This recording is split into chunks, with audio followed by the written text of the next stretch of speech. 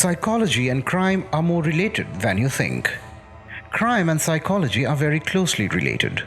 A person's nature and character are heavily influenced by his mental makeup. What does a criminal think before committing a crime? Why does a person make criminal choices when he could have chosen to walk out of it? Do all criminals think and act the same way? We will try to decode these questions and many more in the next few episodes on criminal psychology. A person's childhood plays a major role in developing his mental attitude.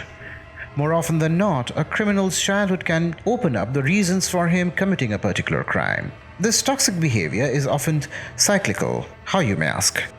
People who are subjected to mental or physical pain and torture as children are more likely to repeat the pattern with their offspring. The children then repeat the behavior of their parents. It is indeed a herculean task to break free from the toxic cycle. An article published on IP Leaders by Sneha Mahavar, an associate at Ethos Legal Alliance, mentions the following. People who experienced physical or mental abuse as children or antisocial behavior as adults are more likely to inflict these behaviors on their offspring, who will then frequently repeat the cycle.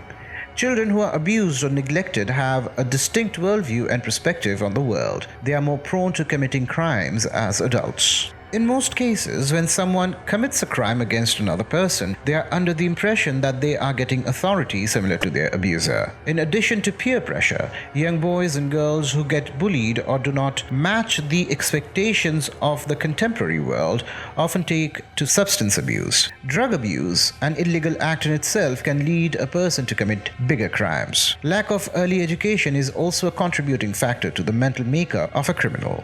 Sneha in her article mentions, crime is frequently used as a last resort by those who feel unappreciated or who claim they are not taken seriously to try to get the respect of others around them.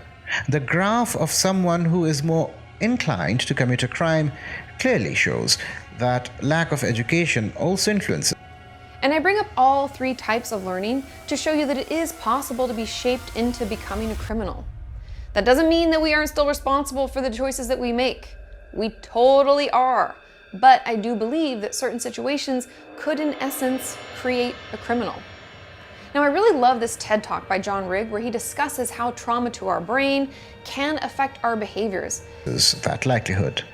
In the next episode, on their offspring, we'll explore why children get into criminal activities. How did you find this information? Please mention this in the comments section. We would also like to know the kind of content you want to watch, and we will try to create it for you.